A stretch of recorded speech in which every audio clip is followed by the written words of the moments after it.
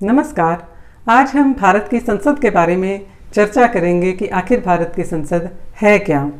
तो देखिए, भारत की संसद जो है वो भारत में कानून बनाने वाली, कानून का निर्माण भारत में किसी भी देश में उसको चलाने के लिए कानून बनाना बहुत ज़रूरी है। तो कानून बनाने वाली सर्वोच्च संस्था जो है वो कौन है? भारत की संसद है। इससे ऊपर कानून बनाने वाली और कोई संस्था नहीं है।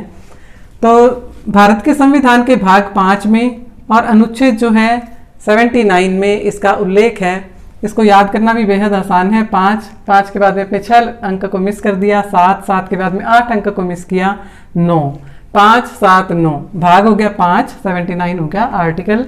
इसमें भारत की संसद का उल्लेख है। तो देखिए, भारत की संसद आखिर है क्या?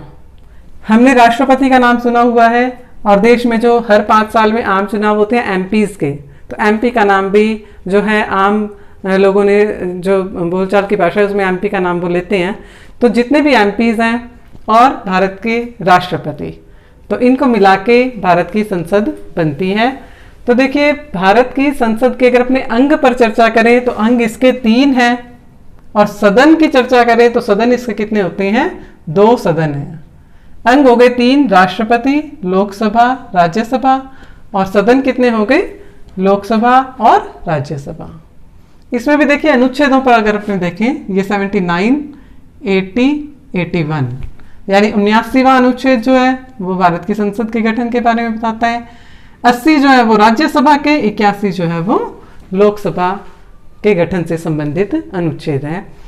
तो 3 इसके अंग हो गए। तो ये हमें समझ आ गया यहाँ पे कि भारत की संसद आखिर है क्या। जितने भी एमपीज हैं यानी कि सांसद और भारत के राष्ट्रपति, इनको मिला के जो संस्था बनती है उसे हम क्या कहेंगे? संसद कहेंगे। तो ये हमारे भारत देश की संसद है। अब देखिए, संसद का कार्य कानून बनाना है। कानून बनाने का कार्य ये कहाँ करेगी? तो कहाँ, यानी कि कोई बिल्डिंग होगी जिसमें सदस्य बैठेंगे और वहाँ पे वो कानून निर्माण का कार्य करेंगे। तो देखिए, मुख्यालय जो है इसका वो संसद भवन है, नई दिल्ली में स्थित है ये। तो संसद भवन, देखिए इसके बारे में थोड़ी चीज़ें क्लियर होनी ज़रूरी हैं। एक तो अपने संसद भवन शब्द है, एक संसद परिसर है और एक संसद शब्द होता है। संसद अपने देख लिया 3 अंगों से मिलकर बना है ये। संसद भवन जो है, देखिए ये भवन अपने को नज़र आ रहा है, ये इधर ये गोल इसकी पूरा जो है बिल्डिंग नज़र आ रही है, और जब ऊपर से देखा जाए तो ये इस तरह का दिखाई देता है। ये संसद भवन है। संसद भवन और संसद परिसर, देखिए संसद भवन के अलावा और बिल्डिंग्स जो हैं जिसमें कि स्वागत कार्यालय है, संसदीय सौध है, संसदीय ग्रंथालय है, इसके अलावा बड़े बड़े लॉन है, देखिए यहाँ पे जलाशय हैं और सड़कें हैं, फव्वारे हैं, इन सबको मिला के जो परिसर बनता है वो संसदीय परिसर है, जो कि लाल पत्थर की दीवारों से और लोहे के बड़े बड़े दरवाजों से वो घिरा हुआ है। तो ये संसदीय पूरा परिसर हो गया और संसदीय परिसर में संसद भवन स्थित है। तो ये चीज़ क्लियर होनी अपने को थोड़ी ज़रूरी है। संसद भवन देखिए बहुत ही अनुपम, बहुत ही अनूठा है ये। अंग्रेज़ों के काल में इसको बनाया गया था। तो 1921 में देखिए इसका निर्माण शुरू हुआ था, 1927 में ख़त्म हो गया था। 6 साल लगे थे इसको बनाने में और 83 लाख रुपए की लागत आई थी। इसमें देखिए ये खंभे जो हैं इसका विशेष आकर्षण का केंद्र है। पहली मंजिल जो है, ये साइड में अपने को जो परिधि नज़र आ रही है, इसमें एक 4 मंजिला इमारत है ये। पहली मंजिल पर जो है ये खंभे स्थित हैं और शेष जो इमारत है वहाँ पे सचिवालय, जो दलों के उनके मुख्यालय हैं, ये वो सब इसमें स्थित हैं। तो कार्यालय इसमें 4 मंजिला इमारत में कार्यालय स्थित हैं। और देखिए ये 3 जो हैं साइड में अपने को अर्धचंद्राकार जो है ये कक्ष दिखाई दे रहे हैं और बीच में गोलाकार कक्ष है। तो ये लोकसभा से संबंधित कक्ष है, यहाँ पे लोकसभा की कार्रवाई चलती है। ये राज्यसभा से संबंधित कक्ष हो गया, यहाँ पे राज्यसभा की कार्रवाई चलती है। ये संसदीय ग्रंथालय है, यानी कि लाइब्रेरी, म्यूजियम भी है यहाँ पे। और जो लाइब्रेरी है वो अपने देश की दूसरी सबसे बड़ी लाइब्रेरी है। पहली जो है वो नेशनल लाइब्रेरी कोलकाता में है, वो सबसे बड़ी है। उसके बाद दूसरे नंबर पर ये लाइब्रेरी जो है भारत देश की सबसे बड़ी दूसरे नंबर की लाइब्रेरी है। ये 15 लाख से अधिक यहाँ पे बुक्स भी हैं। और म्यूज़ियम में जो है वो हमारे भारतीय संविधान की हिंदी और अंग्रेज़ी में हाथ की लिखी हुई जो संविधान की प्रति है वो भी नाइट्रोजन गैस से भरे हुए चैम्बर में यहाँ पे सुरक्षित है। तो देखिए ये जो सेंट्रल हॉल है, सेंट्रल हॉल में लोकसभा और राज्यसभा की जब संयुक्त बैठक बुलानी हो तो वो सेंट्रल हॉल में आयोजित की जाती है। तो देखिए ये इतना अनूठा बना हुआ है, तो यहाँ इसकी जो वास्तुकार जो थे इसके, तो ब्रिटिश काल में सर एडविन ल्यूटियंस और सर हर्बर्ट बेकर उनके द्वारा इसका डिज़ाइन तैयार किया गया था। तो बहुत ही अनुपम है ये। तो देखिए 3 शब्दों पर हमने चर्चा की, संसद भवन है और संसद परिसर, तो इनमें हमें थोड़ा सा अंतर मालूम होना ज़रूरी है। इसके अलावा देखिए अब हम इसके एक स्थापना पर चर्चा करते हैं। देखिए भारतीय संसद की स्थापना कब हुई थी? जब हमारे देश का संविधान लागू हुआ था, यानी कि 26 जनवरी 1950 को।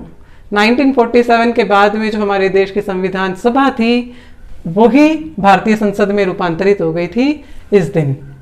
और पहले आम चुनाव हुए थे 1952 में। तो पहली निर्वाचित संसद कब बनी है? 1952 में। और तब हमारे देश में जो वयस्क मताधिकार की आयु थी वो 21 वर्ष की थी। बाद में अब उसको 18 वर्ष कर दिया गया। 1989 में 61वां संविधान संशोधन हुआ और 21 वर्ष से आयु जो है वो कम करके वयस्क मताधिकार की 18 वर्ष कर दी गई। अब 18 वर्ष से जो ऊपर के नागरिक हैं उन्हें वयस्क कहा जाता है और उनको मत देने का अधिकार है। देखिए अब आगे, अब इसके 2 सदन जो हैं लोकसभा और राज्यसभा, इसमें हमें थोड़ा सा अंतर मालूम होना ज़रूरी है, क्योंकि कम्पिटिटिव एग्जाम्स में इनसे संबंधित जो प्रश्न हैं वो कई बार पूछे जाते हैं। तो देखिए लोकसभा जो है वो निम्न सदन, अस्थायी सदन कहलाता है। राज्यसभा जो है वो उच्च सदन, स्थायी सदन कहलाता है। नाम से ये लगता है ये निचला सदन है, ये उच्च सदन है, तो पावर्स इसकी ज़्यादा होंगी, नाम से देखने पर ऐसा लगता है, जबकि ऐसा कुछ नहीं है। राज्यसभा की पावर्स लोकसभा की तुलना में बहुत कम है। लोकसभा जो है वो शक्तिशाली सदन है। नाम इसको ऐसा किस लिए दिया गया, इसको उच्च सदन क्यों कहते हैं, इसके पीछे एक कारण है। और कारण क्या है कि ये सदन कभी भी विघटित नहीं होता, यानी ये सदन हमेशा चलता रहता है, स्थायी सदन है ये। जबकि लोकसभा जो है वो हर 5 साल पर विघटित हो जाती है, नई लोकसभा बनती है, जबकि इसमें राज्यसभा जो है वो निरंतर चलती है ये। तो इसलिए इसको स्थायी सदन, उच्च सदन कहा जाता है। सदस्य संख्या देखिए, सदस्य संख्या अधिकतम, लोकसभा की अधिकतम सदस्य संख्या कितनी होती है? 552 है। जबकि वर्तमान में 17वीं लोकसभा है, देखिए वर्तमान में 17वीं लोकसभा चल रही है और इसमें हमारी सदस्य संख्या कितनी है? 543 है। 530 राज्यों से, 20 केंद्र शासित प्रदेशों से, 2 एंग्लो इंडियन समुदाय से मनोनीत होते हैं। लेकिन अब जो 17वीं लोकसभा चल रही है इसमें एक अमेंडमेंट पास किया गया। देखिए ये बहुत ही जानना ज़रूरी है, इम्पॉर्टेंट है ये। 104 जो संशोधन हुआ है अब दिसंबर में हुआ है, ये दिसंबर 2019 में। तो 104 संशोधन हुआ है और ये बिल कौन सा था? 126वां संशोधन बिल था ये। तो 104 संशोधन जो हुआ है उसमें यह व्यवस्था की गई है कि इनका जो आरक्षण था, एंग्लो इंडियन समुदाय का आरक्षण, उसको आगे के लिए बंद कर दिया गया है, ख़त्म कर दिया गया है। तो हमारी जो 17वीं लोकसभा है उसमें एंग्लो इंडियन समुदाय के मेंबर्स नहीं हैं। तो देखिए ये हो गए 530 स्टेट से, 13 केंद्र शासित प्रदेशों से और 543 टोटल मेंबर अब हमारी वर्तमान लोकसभा में हैं। और राज्यसभा की बात करें, 250 इसकी अधिकतम सदस्य संख्या हो सकती है। सदस्यों की संख्या जो है ना वो राज्यों की जनसंख्या के अनुपात से हर राज्य को आवंटित की हुई होती है, जनसंख्या के आधार पर। तो 250 जो है इसकी अधिकतम सदस्य संख्या निर्धारित की गई थी, जबकि वर्तमान में अब है कितनी? 245 है। 229 तो है राज्यों से, 4 केंद्र शासित प्रदेशों से हैं, टोटल 233 हो गए। और 12 सदस्य जो हैं वो राष्ट्रपति के द्वारा मनोनीत होते हैं। और ये सदस्य होते कौन है? कोई कला, विज्ञान, साहित्य आदि क्षेत्रों में जो ख्याति प्राप्त व्यक्ति हैं उन्हें राष्ट्रपति जो है वो राज्यसभा के लिए मनोनीत कर सकता है, ताकि उनकी जो अनुभव है, उनकी सेवाओं का जो लाभ है वो हम ले सकें। तो देखिए 4 जो केंद्र शासित प्रदेशों की सीटें हैं इसमें 3 दिल्ली से हैं, जबकि 1 जो है वो पुडुचेरी से है। अब न्यूनतम आयु देखें, लोकसभा के सदस्यों की न्यूनतम आयु कितनी होनी चाहिए? 25 वर्ष की होनी चाहिए। और राज्यसभा के लिए न्यूनतम आयु जो है वो 30 वर्ष होती है, यानी 30 वर्ष से कम का जो व्यक्ति है वो राज्यसभा का सदस्य नहीं बन सकता है।